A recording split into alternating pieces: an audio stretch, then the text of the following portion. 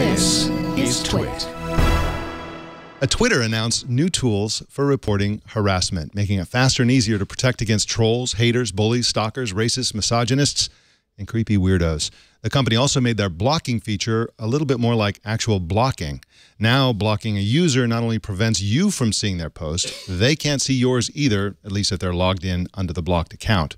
The changes will gradually roll out this month with more promised in the future. I think it's clear, Katie Benner, that Twitter knows that they've got a big problem. There's, much of the stalking and harassment and bullying takes place on Twitter precisely because their tools are so weak. Essentially, the way to deal with a troll on Twitter is you have to go through a laborious process to report them, and then Twitter has a presumably laborious process to verify your complaint, and yet for the troll, they can sign up with a new account in seconds. And so there's an imbalance there that favors the trolls. Do you think this is going to have the desired effect, or is this too lightweight of an implementation? I think that for Twitter, they want to start with this and see what happens and see how it works. And if it's not enough, they could make more changes in the future.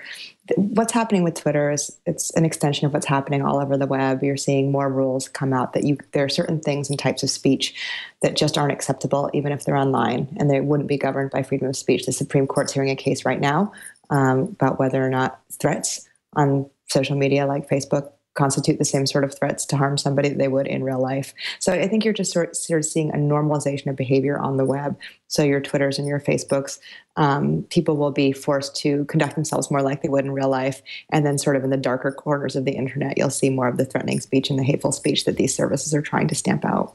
I think that the cases where they try to establish legal precedents for going after the more extreme cases of, threats, actual threats to people's physical well-being kind of misses the larger problem with online hate speech, which is that certain types of people are more likely to be targeted by hate speech.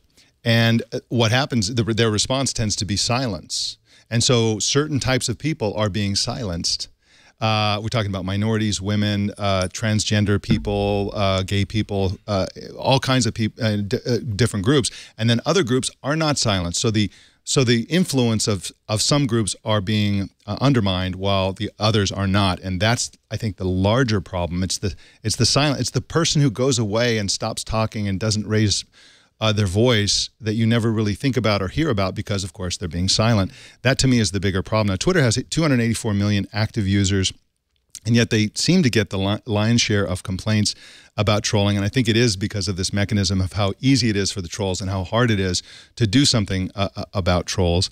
And I just think that ultimately they're going to have to do, and they've actually promised to do this. They understand that this is the problem. They have to make it much harder to start a new account. You shouldn't be able to just go in there in 5 seconds and create a new fake account. It should take a while. Maybe make it take a day or something, or you have to wait. Something that makes it easier to report people than it does to create route around the problem. So that's my view. But in the meantime, I think it's really tragic how many people have been suffering because of hate speech on Twitter and elsewhere as well. So anyway, interesting. I'm glad they're going in that direction, and they again have promised much more in the future.